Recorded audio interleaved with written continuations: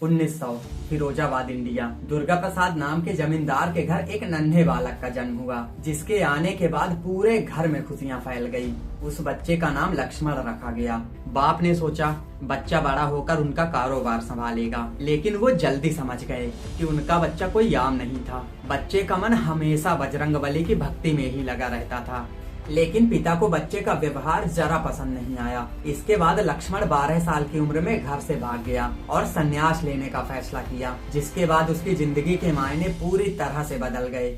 वो एक आम लड़के से ऐसे अनोखे संत में बदल गया जिन्हें पूरी दुनिया उनके अनोखे अनोखे चमत्कारों के लिए जानती है। एक ऐसे संत जिनमें किसी भी रोग को दूर करने की शक्ति थी। एक ऐसे संत जिन्हें स्वयं हनुमान जी का अवतार माना जाता है, महाराज श्री नीम करोली बाबा। कहते हैं कि एक बार नीम करोली बाबा को एक ही समय पर 2 जगह पर देखा गया था। दरअसल एक बार महाराज जी एक नाई की दुकान पर दाढ़ी बनवा रहे थे। तब नाई ने उन्हें बताया कि उसका बेटा कई दिनों से गायब है। महाराज जी इतना सुनते ही अपनी जगह से उठ गए और आधी बनी दाढ़ी में ही बाहर चले गए, लेकिन 2 मिनट में वापस वहीं नाई के पास आकर बैठ गए। नाई कुछ समझ नहीं पाया, लेकिन फिर भी उसकी कुछ पूछने की हिम्मत नहीं हुई। फिर दूसरे ही दिन नाई का बेटा वापस आ गया और उसने बताया कि वो करीब 100 किलोमीटर दूर किसी गांव में फंस गया था, क्योंकि उसके पास वापस लौटने के पैसे नहीं थे। लेकिन फिर अचानक एक आदमी उसके पास आया जिसकी दाढ़ी आधी बनी थी। उस आदमी ने अपनी पहचान बताए बिना ही उसे कुछ पैसे दिए और सिर्फ इतना कहा कि अपने पिता के पास वापस लौट जाओ। बेटे की बात सुनकर नाई समझ गया कि ये महाराज जी का ही चमत्कार है, लेकिन नाई को एक बात समझ नहीं आ रही थी कि महाराज जी तो उस वक्त उसके पास ही बैठे थे, फिर मेरे बेटे को पैसे किसने दिए।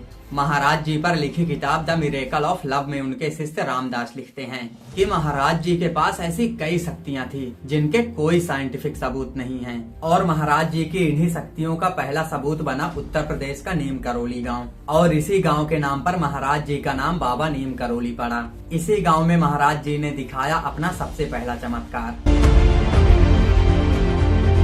एक प्रचलित कहानी के अनुसार नीम करोली में जो हनुमान जी का एक मंदिर है, उसके नीचे ही एक गुफा है और महाराज जी वहीं पे तपस्या करते थे, और सबको सख्त चेतावनी थी कि उस गुफा में कोई भी प्रवेश ना करे। लेकिन एक दिन गोपाल नाम का एक लड़का गलती कर बैठा और गलती से गुफा के अंदर चला गया, और जैसे ही उसने वहाँ कदम रखा, भाई बताते बताते ही मेरे रोंगटे खड़े हो रहे हैं।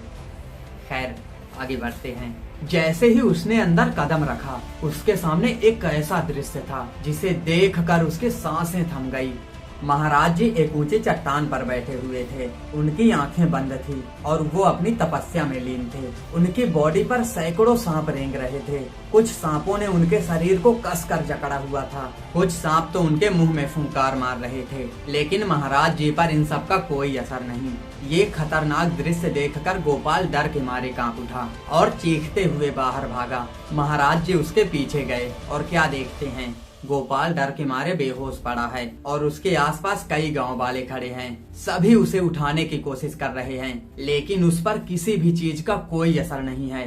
तब महाराज जी उसके पास बैठे और अपनी आंखें बंद करी और गोपाल के सिर पर अपना हाथ फेरा। महाराज जी के हाथ फेरते ही गोपाल ने अपनी आंखें खोल दी। उसी क्षण से गांव वालों ने उन्हें साधु से भगवान का दर्जा दे दिया। पूरे नीम करोली गांव में बात फैल गई। महाराज जी स्वयं हनुमान जी के अवतार हैं। साल 1967 अमेरिका के एक साइकोलॉजिस्ट और प्रोफेसर रिचर्ड एल्पर्ट इंडिया आए। हिमाचल के पहाड़ों में घूमने के बाद उन्होंने अपने गाइड से कहा कि मुझे इस देश के स्पिरिचुअल साइड को देखना है। तब उनका गाइड उन्हें कैंची धाम ले गया, जहां वो पहली बार नीम करोली बाबा से मिले। रिचर्ड एक साइकोलॉजिस्ट होने के साथ साथ स्पिरिचुअल लीडर भी थे। इस बात को जानकर बाबा नीम करोली ने उनसे LSD मांगा और नॉर्मल से 2 गुनी मात्रा में उसका सेवन किया। रिचर्ड भैया डर गए, लेकिन फिर क्या देखते हैं, महाराज जी पर उसका कोई असर ही नहीं हुआ। ये देख रिचर्ड ने महाराज जी से कहा कि महाराज जी आप मुझे अपना शिष्य बना लीजिए, और एल्पर्ट बन गए रामदास। महाराज जी के साथ बिताए समय पर मिरेकल ऑफ लव और बी हेयर नाम से उन्होंने 2 किताबें लिखी। इन किताबों के माध्यम से कैंची धाम पूरी दुनिया में फेमस हो गया। आने वाले दशकों में कई बड़ी हस्तियां यहाँ पहुंची, सिर्फ यहाँ की स्पिरिचुअलिटी को महसूस करने के लिए। Steve jobs, mark Zuckerberg, Julia Robert, Virat Kohli, सभी के जीवन में महाराज जी की कृपा थी। और आखिर में वो दिन भी आ गया जब महाराज जी ने छोड़ जाने का निर्णय लिया। 11 सितंबर 1973 नीम करौली बाबा के भक्तों के लिए सबसे दुखद दिन था, क्योंकि महाराज जी ने इसी दिन हमें हमेशा के लिए अलविदा कहा था। कहते हैं कि महाराज जी की तबीयत अचानक बहुत खराब हो गई थी और उन्हें वृंदावन के एक अस्पताल में भर्ती कराया गया। महाराज जी की तबीयत जरूर खराब हुई थी, लेकिन ये भी उनकी ही लीला थी। भक्तों का मानना है कि महाराज जी श्री कृष्ण के पावन भूमि पर समाधि लेना चाहते थे। अस्पताल में उनके पूरे शरीर की जांच की गई और सारे रिपोर्ट्स पूरी तरह से नॉर्मल थे। फिर भी 11 सितंबर को महाराज जी की सांसें रुक गई और वो हमें छोड़कर चले गए। खैर, क्या आप कभी नीम करौली बाबा के आश्रम गए हैं? हमें कमेंट में जरूर बताएं और एक प्यारा सा लाइक करके सब्सक्राइब कर लीजिए। मिलते हैं अगली वीडियो में। जय बाबा नीम करौली।